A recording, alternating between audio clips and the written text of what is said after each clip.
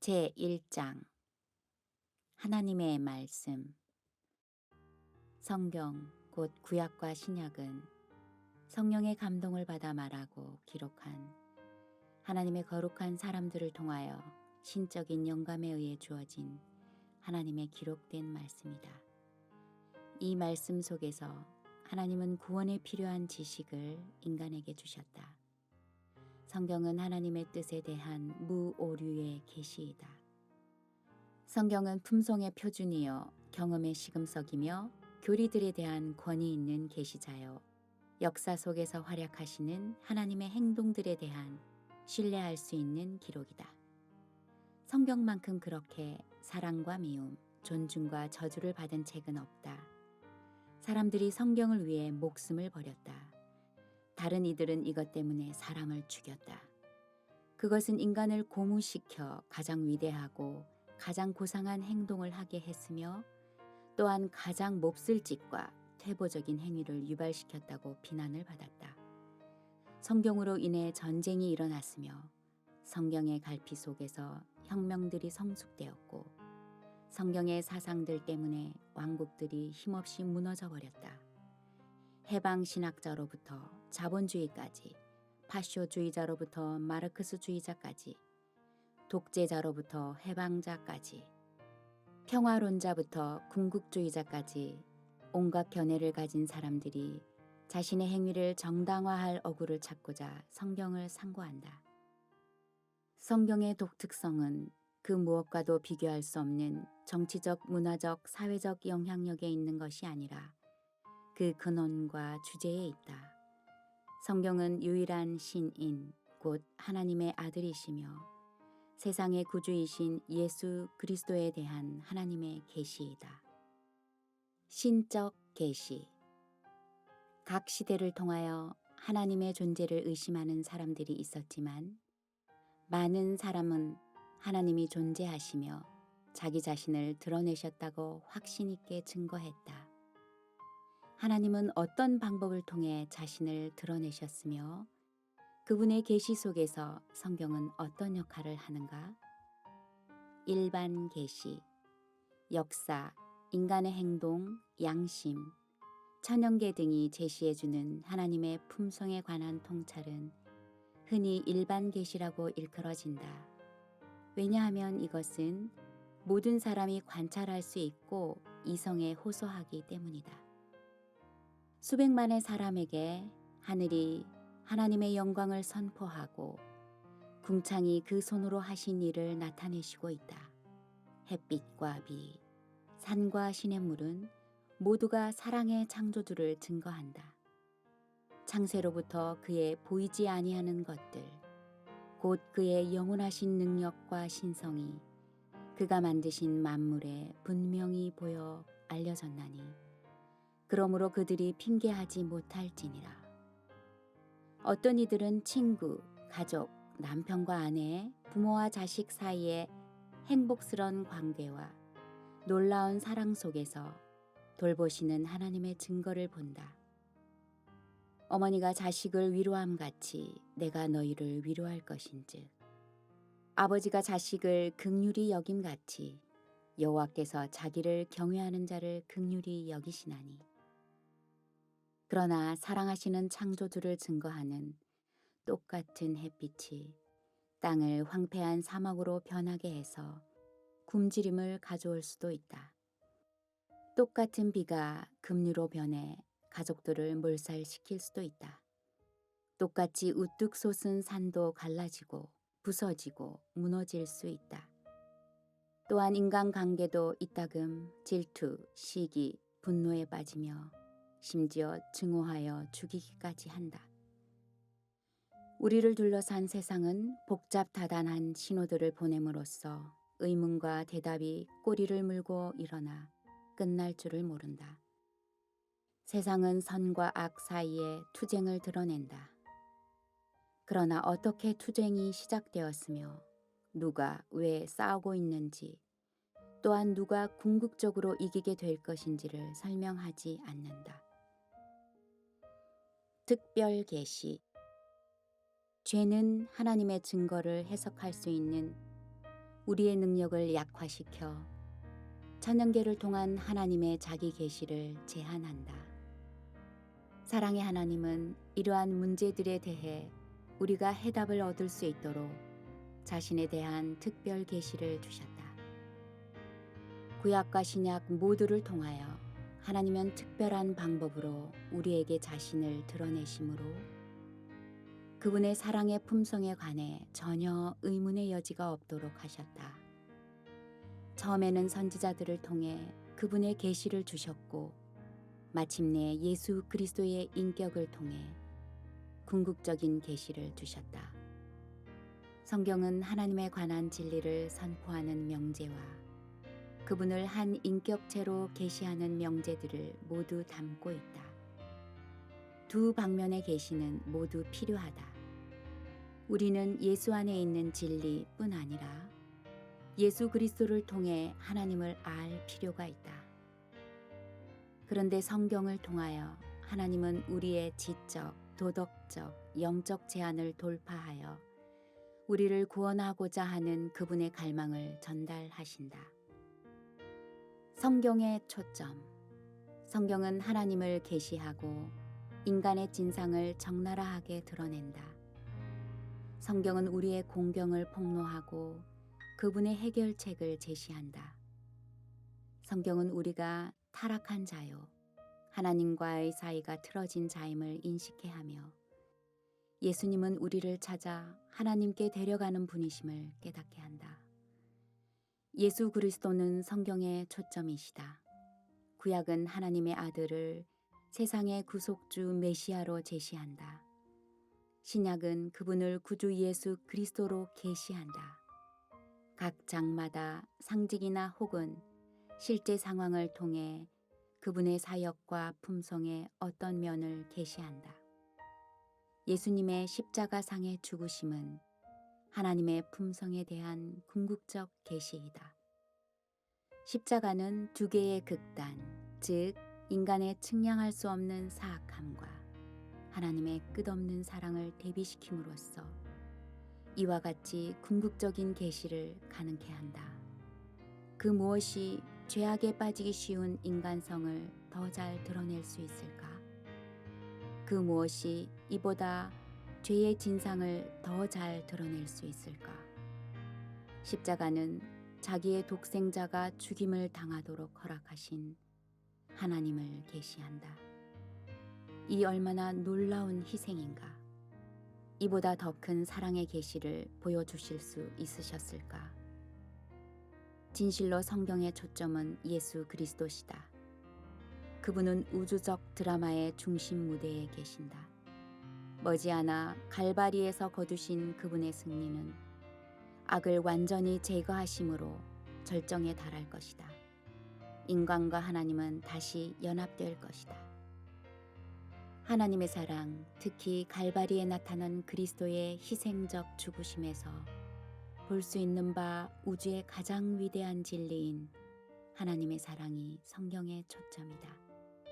그러므로 성경의 모든 주요 진리는 이 관점에서 연구되어야만 한다. 성경의 저자. 성경은 그 기원 때문에 신앙과 행위에 대해 권위를 갖는다. 그 기자들은 성경을 다른 문서들과는 구별되는 것으로 보았다. 그들은 이것을 성경, 신성한 저서, 하나님의 말씀으로 언급했다. 성경의 독특성은 그 기원과 근원에 있다. 성경 기자들은 자기들 스스로 기별을 고안해낸 것이 아니라 신적 근원으로부터 기별들을 받았다고 주장했다. 신적 계시를 통해 그들은 그들이 전해주는 진리를 볼 수 있었다. 성경 기자들은 성령을 선지자를 통해 백성과 교통하시는 분으로 가리켰다. 다윗은 여호와의 영이 나를 통하여 말씀하시며 그 말씀이 내 혀에 있도다 라고 말했다. 에스겔은 그 영이 내게 임하사 주의 영이 나를 들어 라고 기록했다.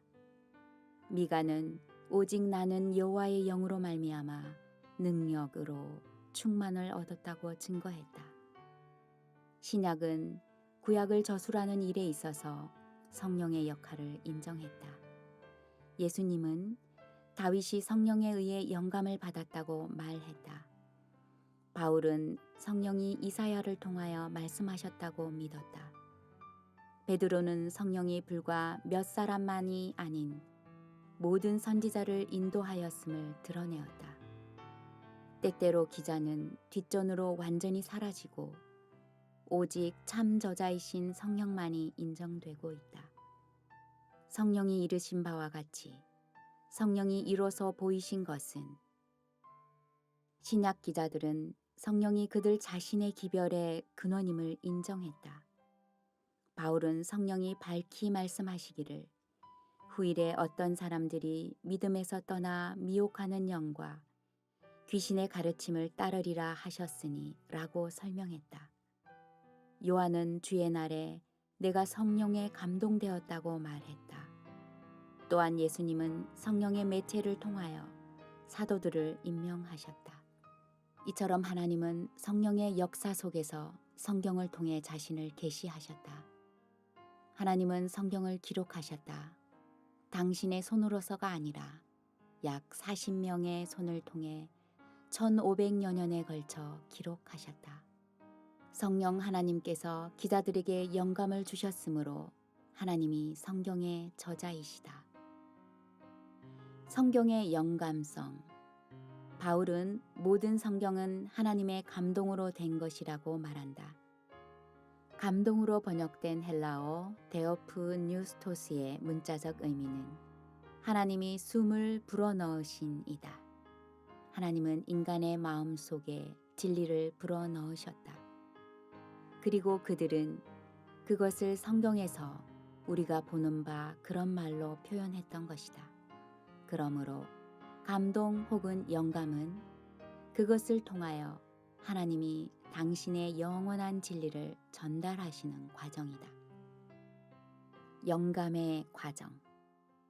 신적 계시는 성령의 감동하심을 받은 하나님의 거룩한 사람들에게 하나님의 영감을 통해 주어졌다. 이 계시들은 제한성과 불완전성을 지닌 인간 언어 속에 구체적으로 표현되었으나 여전히 하나님의 증언이다. 하나님은 낱말의 영감을 주신 것이 아니라 인간에게 영감을 주셨다. 신자들은 녹음된 그대로 재생해내는 녹음기처럼 수동적이었는가? 어떤 경우에 기자들은 하나님의 말씀 그대로를 표현하도록 명령을 받았다. 그러나 대부분의 경우에 하나님은 그들이 보거나 들은 것을 자신의 재능을 다해 표현하도록 지시하셨다. 이 후자의 경우에 기자들은 자신의 언어 양식과 표현 방식을 사용했다. 바울은 예언하는 자들의 영은 예언하는 자들에게 제재를 받는다고 주장했다. 진정한 영감은 선지자의 인격과 개성, 이성, 성실성 등을 배제하지 않는다. 모세와 아론의 관계를 통해서 성령과 기자 사이의 관계를 어느 정도 예시할 수 있다. 하나님은 모세에게 내가 너를 바로에게 신같이 되게 하였은즉 내 형 아론은 내 대언자가 되리니 라고 하셨다. 모세는 아론에게 하나님의 기별들을 알려주었고 그 대신 아론은 그것들을 자신의 어휘와 표현 양식을 사용하여 바로에게 전했다. 마찬가지로 성경 기자들은 그들 자신의 언어 양식에 따라 신적 명령과 사상, 생각들을 전달했다. 하나님께서 이런 식으로 전달하셨기 때문에 성경의 서로 다른 책들은 그 어휘가 다르며 기자의 교육과 교양을 반영하고 있다. 성경은 하나님 자신의 사고방식이나 표현 양식이 아닌 것이다. 사람들은 흔히 말하기를 어떤 표현은 하나님답지 않다고 한다. 그러나 하나님께서는 단어와 논리와 수사 가운데 당신 자신을 두어 성경상 비판의 대상이 되게 하지 않으셨다. 성경의 저자들은 하나님의 필자들이었으며 하나님의 필족이 아니었다. 영감은 인간의 언어나 표현 방법에 미치는 것이 아니라 그 인간 자신에게 작용하는 것이며 그는 성령의 감화로 말미암아 하나님의 사상에 물들게 되는 것이다. 그러나 언어는 개인의 정신적 특징을 지니게 된다. 거룩한 정신으로 물든다. 거룩한 정신과 의지가 인간의 정신과 의지에 혼합되어 인간의 말들이 하나님의 말씀이 되는 것이다. 오직 한 경우에만 하나님이 말씀하시고 정확한 말을 직접 기록하셨는데 곧 십계명이다. 이것은 인간의 작문이 아니라 하나님께서 직접 쓰신 것이다. 그러나 이것들까지도 인간 언어의 제한성 내에서 표현되어야 했다. 그러므로 성경은 인간의 언어로 표현된 신적 진리이다. 양자 물리학을 아기에게 가르친다고 상상해 보라. 하나님께서 죄악되고 제한된 인간에게 신적 진리를 전달해 주려고 하실 때 직면한 문제가 바로 이런 것이다. 하나님께서 우리에게 전달하실 수 있는 것을 제한하는 것은 다름 아닌 우리 인간의 제한성이다. 성육신 하신 예수님과 성경 사이에는 유사점이 존재한다. 예수님은 하나님과 인간이 결합된 분으로 신성과 인성이 한 객체 속에 있다. 마찬가지로 성경도 신성과 인성이 결합된 것이다. 그리스도에 관하여 말씀이 육신이 되어 우리 가운데 거하신다고 한 말씀은 성경에 관해서도 마찬가지이다. 이러한 신성과 인성의 결합은 성경을 다른 문학서들과 구별되게 한다. 영감과 기자. 성령은 신적 진리를 전달하도록 특정 인물들을 준비시키셨다. 성경은 그분이 이러한 인물들을 어떻게 준비시키셨는지에 관해 상세히 설명하고 있지 않다. 그러나 몇 가지 방법으로 그분은 신적, 인적 대리자 사이에 연합을 이루셨다. 성경을 기록하는 데 참여했던 이들은 선천적인 재능 때문에 선택된 것이 아니었다. 또한 신적 계시가 필연적으로 인물을 변화시켰거나 그에게 영생을 보증하지도 않았다. 발람은 하나님의 조언과는 반대되게 행동하면서도 영감 아래에서 하나님의 기별을 선포했다. 성령이 사용하셨던 인물 다윗도 엄청난 죄를 저질렀다. 성경의 모든 기자는 죄된 본성을 지닌 인간으로서 하나님의 은혜를 날마다 필요로 했다. 성경 기자들이 체험했던 영감은 조명이나 신적 지도 이상이었다. 왜냐하면 이것들은 진리를 추구하는 모든 이에게 이르러 오기 때문이다. 사실상 성경 기자들은 때때로 그들이 전달하는 신적 진리를 충분히 이해하지도 못한 채 기록했던 것이다.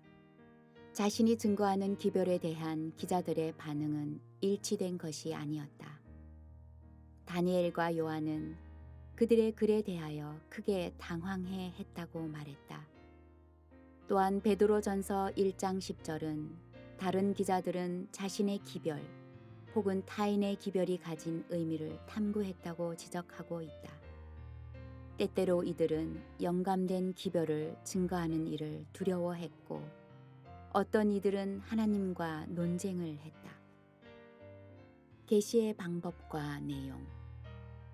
성령은 자주 이상과 꿈을 통해 신적 지식을 전달하셨다.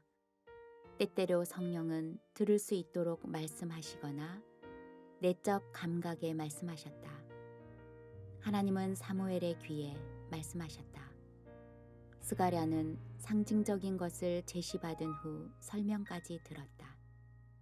바울과 요한이 받은 하늘의 이상들은 구두 지시를 동반했다. 에스겔은 다른 장소에서 벌어지고 있는 사건들을 보았다. 어떤 기자들은 자신의 이상에 참여하여 그 이상의 한 부분으로서 특정 역할을 수행하기도 했다. 내용에 대하여 말하면 몇몇 사람들에게는 성령이 장래의 사건들을 계시하셨으며 다른 기자들은 개인적 체험을 토대로 하여 혹은 기존의 역사적 기록들로부터 자료를 선별하여 역사적 사건들을 기록하기도 했다. 영감과 역사. 모든 성경은 하나님의 감동을 받은 것 혹은 하나님이 숨을 불어넣으신 것으로서 도덕적 영적 생활에 유익하고 권위를 갖고 있다는 성경의 주장은 선별하는 과정에 있어서 신적 지도가 있었음에 대해 전혀 의문을 남기지 않는다. 개인적 관찰, 구두 자료나 기록 자료 혹은 직접적 계시 중 어느 것에 의하여 정보를 얻었든지 간에 그 모든 것은 성령의 인도를 통하여 기자에게 이르러 온 것이었다. 이것이 성경의 신뢰성을 보장한다. 성경은 추상적 교리들의 집합 속에서가 아닌 하나님과 인류와의 역동적 상호작용 속에서 하나님의 계획을 계시한다. 그분의 자기 계시는 특정 시간과 장소에서 일어났던 실제적인 사건들 속에 뿌리박고 있다. 역사적 설명의 신빙성은 지극히 중요하다. 왜냐하면 그것들은 우리가 하나님의 품성과 우리를 향한 그분의 목적을 이해하는데 골격을 형성하기 때문이다. 정확한 이해는 영생에 이르게 하나 부정확한 견해는 혼란과 사망에 이르게 한다. 하나님은 특정 인물들에게 당신께서 이스라엘을 취급하신 역사를 기록하도록 명령하셨다. 세속 역사와는 다른 관점에서 기록된 이러한 역사 이야기들은 성경의 중요한 부분을 구성한다. 신적 관점에서 본 이러한 역사 이야기들은 우리에게 정확하고 객관적인 역사를 알려준다. 성령은 기자들에게 특별한 통찰력을 부여하여 선악간의 쟁투 속에서 벌어진 사건들을 기록할 수 있도록 하셨다. 이러한 사건들은 하나님의 품성을 드러내고 구원을 찾는 백성들을 인도한다. 역사적 사건들은 말세를 만난 우리를 깨우치기 위하여 기록한 표상 혹은 신뢰이다. 바울은 무엇이든지 전에 기록된 바는 우리의 교훈을 위하여 기록된 것이니 우리로 하여금 인내로 또는 성경의 위로로 소망을 가지게 함이니라고 말한다. 소돔과 고모라의 멸망은 본 혹은 경고의 역할을 한다. 아브라함의 칭의 체험은 모든 믿는 자에게 본이 된다. 깊은 영적 의미가 가득 찬 구약의 민법까지라도 오늘날 우리의 유익을 위해 기록되었다. 누가는 자기가 복음서를 쓰게 된 이유에 대해 알고 있는 바를 더 확실하게 하고자 예수님의 생애에 대해 설명하기를 원하기 때문이라고 언급하고 있다. 요한이 예수님의 생애의 사건들 중 자기의 복음서에 포함시킨 것들을 선택한 기준은 너희로 예수께서 하나님의 아들 그리스도이심을 믿게 하려 함이요 또 너희로 믿고 그 이름을 힘입어 생명을 얻게 하려 함이었다. 하나님은 성경 기자들을 인도하여 우리를 구원으로 이끌 수 있는 방식으로 역사를 제시하도록 하셨다. 성경 인물들의 전기는 신적 영감성에 대한 또 다른 증거이다. 이러한 설명들은 그들의 품성의 약점과 장점을 모두 세심하게 묘사하고 있다. 그것들은 그들의 성공뿐 아니라 그들의 죄까지도 솔직하게 기술하고 있다. 노아의 자제심 부족과 아브라함의 기만을 전혀 숨기지 않는다. 모세, 바울, 야고보, 요한이 보였던 감정의 폭발이 기록되어 있다. 성경 역사는 이스라엘의 가장 현명한 왕의 실패, 12족장과 12사도의 연약성을 폭로한다. 성경은 추워도 그들의 실수들을 변명해 주거나 그들의 범죄를 극소화하지 않는다. 성경은 그들이 어떤 인물이었으며 하나님의 은총으로 어떤 인물이 되었는지 또는 어떤 인물이 되기에 실패했는지를 남김없이 보여준다. 신적 영감이 없었더라면 그 어느 전기 저술가도 그토록 지각력 있게 분석한 글을 기록하지 못했을 것이다. 성경 기자들은 성경이 포함하고 있는 모든 역사 이야기를 신화나 상징이 아닌 참된 역사적 기록들로 보았다. 수많은 현대 회의론자는 아담과 하와, 요나, 대홍수 등의 이야기를 배척한다. 그러나 예수님은 그것들은 역사적으로 정확한 것이며 영적으로도 적절한 것으로 받아들이셨다. 성경은 부분적 영감설이나 영감의 등급설을 가르치지 않는다. 이러한 이론들은 성경의 신적 권위를 박탈해가는 억측에 불과하다. 성경의 정확성. 예수님이 육신이 되어 우리 가운데 거하신 것처럼 우리로 하여금 진리를 이해하도록 하기 위해 성경은 인간의 언어로 주어졌다. 성경의 영감성은 성경의 신뢰성을 보장한다. 성경의 기별이 유효하고 진실함을 충분히 확신시키기 위하여 하나님은 원본이 전수되는 것을 어느 정도까지 보호하셨는가? 고대 사본들은 차이가 있는 것이 분명하나 필수적인 진리들은 보존되어 왔다. 필사자들과 성경의 번역가들이 작은 실수를 저지를 수 있다는 것은 분명히 가능하다. 그러나 오류라고 주장되고 있는 많은 것이 사실은 학자들의 오해였음이 성서 고고학을 통하여 얻어낸 증거에서 확실히 드러나고 있다. 이러한 문제들 중 상당수가 서구적 안목에서 성경의 역사와 풍습을 읽었기 때문에 발생하였다. 우리는 인간이란 부분적으로 밖에 알지 못한다는 것, 곧 신적 행위에 대한 인간의 통찰은 단편적인 것에 불과하다는 것을 인정해야만 한다. 그러므로 모순이라고 생각되는 것들 때문에 성경에 대한 신뢰를 잃어버려서는 안 된다.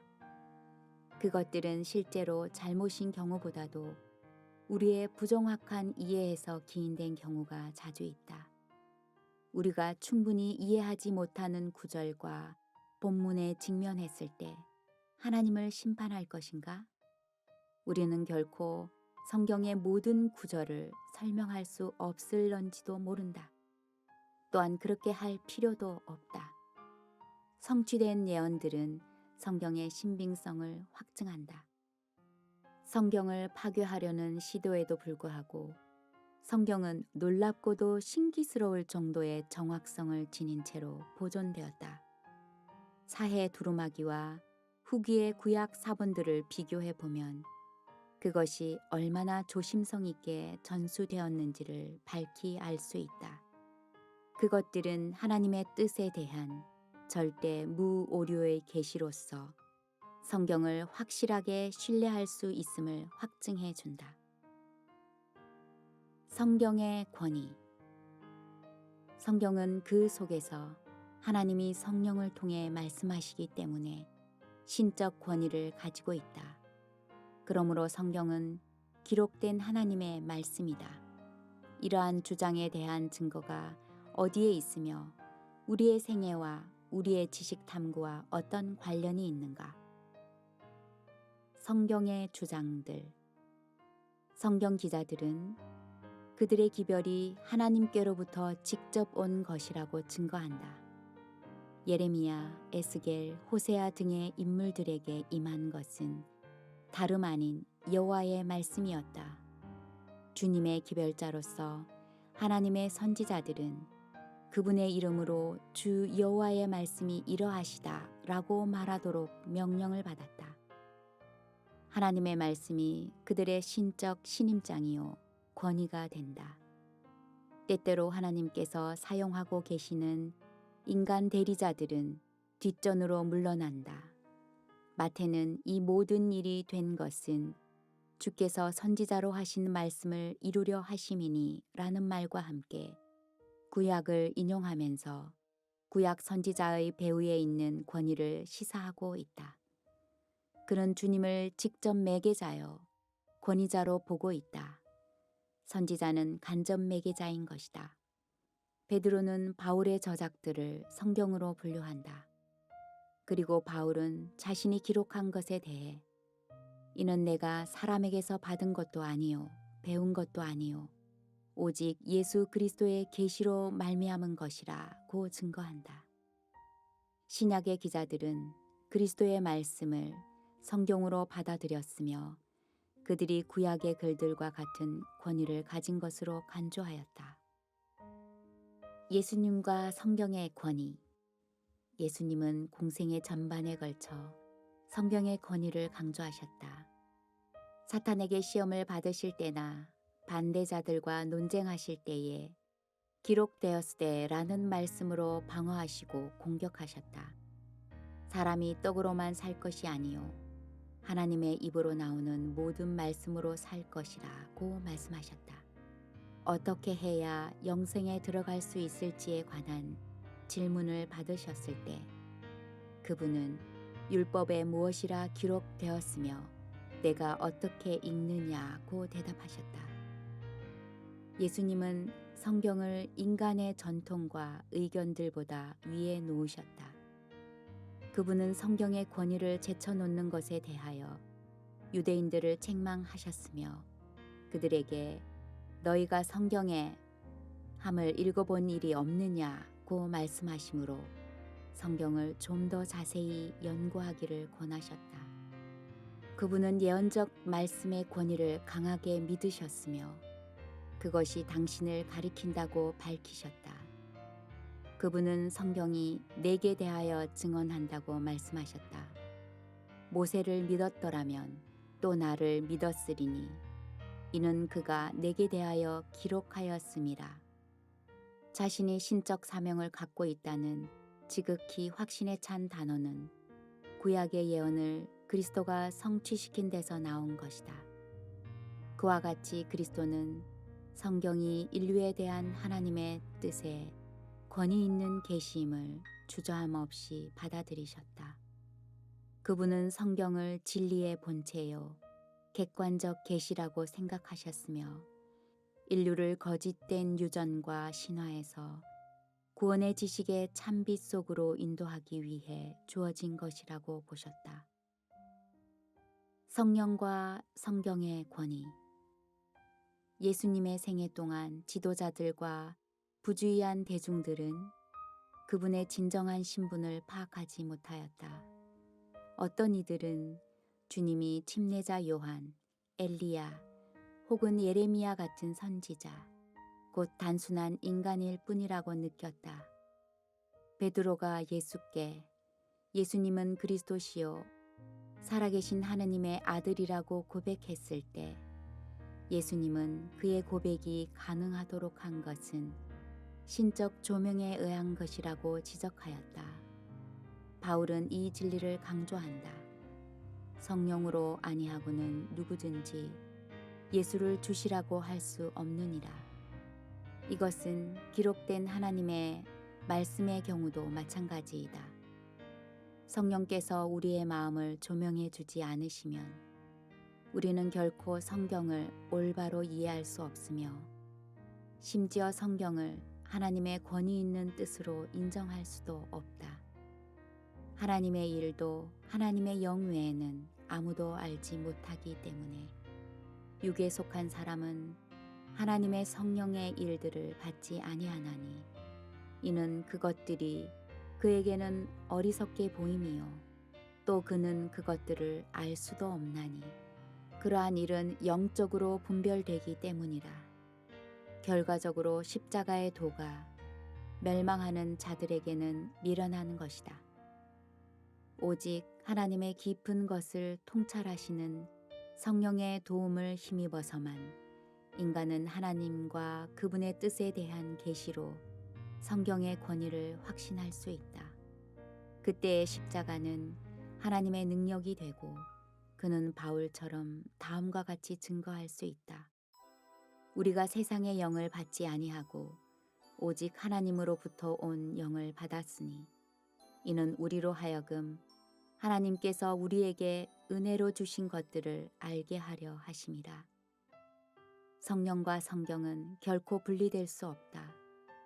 성령은 성경 진리의 저자시요 계시자이시다. 영감에 관한 우리의 개념에 따라 우리 생애 속에서 성경의 권위는 증가하거나 감소한다. 만일 우리가 성경을 인간적 증언들을 수집해 놓은 것에 불과한 것으로 믿는다든지 혹은 우리의 느낌이나 감정에 따라 성경의 권위가 좌우된다면 우리는 우리의 생애 속에서 그 권위를 약화시키는 것이다. 그러나 기자들이 아무리 연약한 인간이었다 해도 우리가 그들을 통해서 말씀하시는 하나님의 음성을 인식한다면 성경은 교훈과 책망과 바르게 함과 의로 교육하는 일에 절대적 권위가 된다. 성경적 권위의 범위. 성경과 과학 사이의 마찰은 추상적 사변의 결과인 경우가 자주 있다. 우리가 과학과 성경을 조화시키지 못할 경우에 그것은 과학 혹은 계시에 관한 불충분한 이해 때문이며 올바르게 이해하면 이 둘은 완전히 조화된다. 모든 인간의 지혜는 성경의 권위에 복종해야만 한다.